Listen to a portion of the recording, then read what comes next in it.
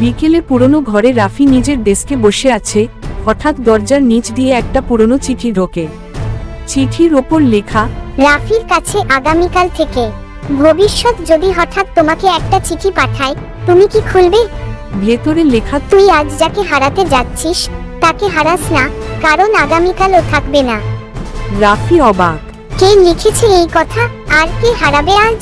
পার্কে রাফি ও তার বন্ধু হৃদয় ঝগড়া করে রাফির আগে চলে যায়।